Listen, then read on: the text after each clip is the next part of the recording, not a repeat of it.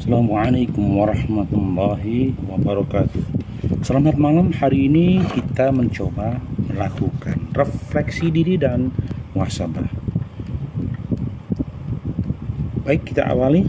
Mungkin berasal dari ide gagasan dari Abu Muhammad Ibnu Saleh bin Hasbullah yang sempat buat catatan kecil berkaitan dengan amalan harian seorang muslim.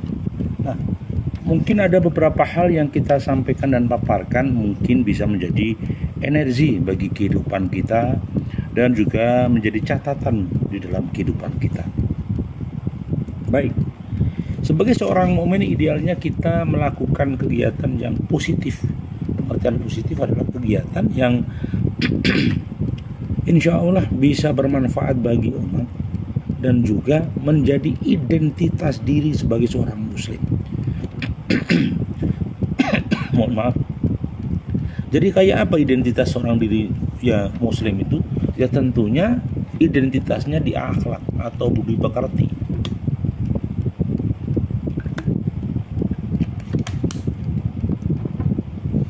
Nah, jadi ketika seseorang merasa dirinya muslim, maka dia harus tunjukkan akhlak dan budi pekertinya.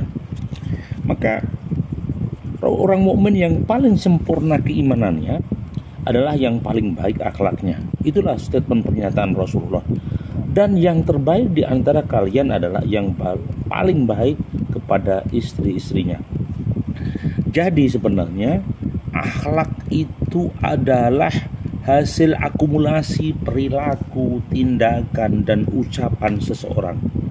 Hasil perilaku, tindakan, ucapan yang terpancar di dalam aplikasi sehari-hari itu menjadi akhlak yang baik.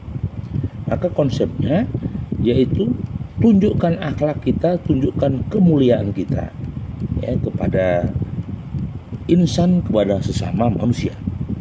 Nah, ada juga pernyataan Rasulullah ya sallallahu alaihi wasallam bahwa sesungguhnya orang yang paling aku cintai di antara kalian adalah orang yang paling baik akhlaknya. Paling baik akhlaknya. Jadi bukan harta kita, bukan rumah kita, bukan uang kita, bukan emas kita, tetapi di mata Allah yang paling baik adalah akhlaknya. Maka idealnya kita terus menjaga akhlak kita agar kita senantiasa menjadi orang-orang yang mutakin, menjadi orang yang mukhlisin, menjadi orang-orang yang mukminin. Kenapa? Apa artinya uang banyak kalau akhlaknya jelek? Orang-orang yang maaf ya, notabene-nya tergelincir dalam kasus korupsi itu bukan orang miskin, orang kaya.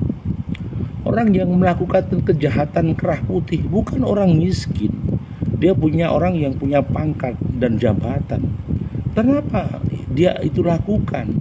Mengapa? Ya karena akhlaknya kurang baik. Sehingga ketika seseorang akhlaknya kurang baik itu cenderung satu, menghalalkan cara, menempuh cara apapun asal tercapai targetnya, ya sudah diambil. Mereka tidak peduli itu halal, itu haram, itu dosa, enggak mikir. Yang difikirkan adalah target goalnya tercapai. Nah, maka orang-orang seperti ini menjadi hamba tujuan dan hamba dunia. Ketika melakukan tindakan tidak pernah berpikir tentang kehidupan sesudah mati atau akhirat. Yang difikirkan hanya target dunia, dunia dan dunia. Maka dia melakukan korupsi dengan seenaknya, mereka merampas hak orang seenaknya, mereka melakukan perilaku kezaliman, merampas haknya rakyat, merampas haknya negara. Dia tidak pernah berpikir bahwa hidup ini sederhana. Kalau dia kumpulkan emas segudang atau satu almari, kok tidak dibawa mati? Kalau orang itu misalnya kumpulkan harta yang banyak melimpah, mati pun mobilnya nggak dibawa, hartanya nggak dibawa. Untuk apa lagi? Itu yang harus kita sadarkan, bahwa kenapa akhlak ini harus dijaga. Betul. Kalau manusia itu tidak punya akhlak, salah satu ciri khasnya dia tidak punya malu. Maka konsepnya, kalau kamu nggak punya malu, silahkan berbuat sekehendak hatimu.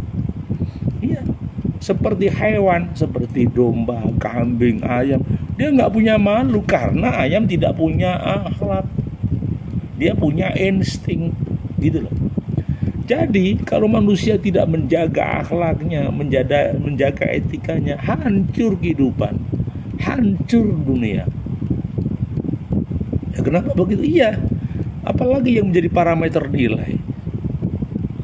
Apa? Uang, jabatan, pangkat, derajat. Manusia tidak akan ada nilainya kalau parameternya bukan akhlak. Maka Rasulullah ketika hadir di muka bumi, menjadi utusan Allah sebagai Rasulullah, Nabi terakhir, itu dalam rangka memperbaiki akhlak.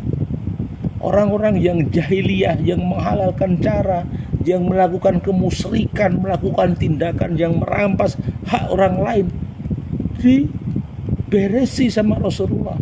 Maka muncullah aturan syariat dari Al-Quran dan As-Sunnah. Itu yang terjadi, kawan-kawan. Jadi kata kuncinya sederhana, akhlak. Kalau kita tidak punya akhlak, sudahlah, akan meluncur harga diri, akan meluncur marwah kehormatan, akan meluncur semua nilai-nilai yang negatif. Bahkan negeri ini pun dihancurkan bagi oknum-oknum pejabat yang kurang menjaga akhlak. Maka sekali lagi, saya yakin, saya masih optimis, masih banyak pejabat yang soleh, masih banyak petugas-petugas negara yang soleh, banyak petugas-petugas partai yang akhlaknya baik. Mari kita selalu kusnudon, kita bangun NKRI ini dengan akhlak yang baik.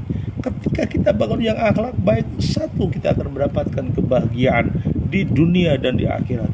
Yang kedua, kita akan mendapatkan ketenangan.